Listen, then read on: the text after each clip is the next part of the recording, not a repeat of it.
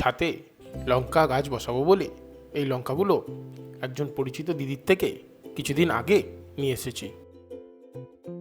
ভালো করে রোদে শুকিয়ে নেওয়ার পর এর থেকে বীজগুলো বের করে নেব। নমস্কার বন্ধুরা, সঞ্জীব জার্নির আরেকটি ব্লগে তোমাদের সকলকে জানাই স্বাগতম। লঙ্কাগুলি প্রচণ্ড ঝাল, তাই খুব সাবধানে হাতের ব্যবহার করতে হবে এবং বীজ বার করে নেওয়ার পর হাত সাবান দিয়ে ভালো করে ধুয়ে নিতে হবে। লঙ্কার থেকে বীজগুলো সব বার করে নিয়েছি। এবার এই কাগজে মুড়িয়েই রোদে ভালো করে শুকিয়ে নেব। রোদে শুকিয়ে রাখলে বীজগুলিকে বেশ কিছুদিন রাখা যায় এবং পরে ব্যবহার করার জন্য ঠিক থাকে। আগের ভিডিওতে সবজির চারাগুলো রোপণ করে দেওয়ার পরে এই চারার পাত্রগুলো খালি হয়ে গেছিলো। এখানেই লঙ্কার বীজগুলো বসাবো। লঙ্কার বীজগুলো আগের দিন রাত থেকেই ভিজিয়ে রাখা ছিল।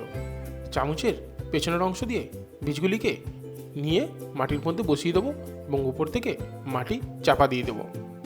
ঠিক যেরকমভাবে আগে সবজির বীজ বসিয়েছিলাম একই পদ্ধতি অবলম্বন করব। বীজ বসানোর পালা এবার শেষ। এগুলিকে জল দিয়ে ভালো করে ভিজিয়ে নিতে হবে, তারপর অপেক্ষার পালা। এই ভিডিওটি তোমাদের কেমন লাগলো কমেন্টসে অবশ্যই জানাবে।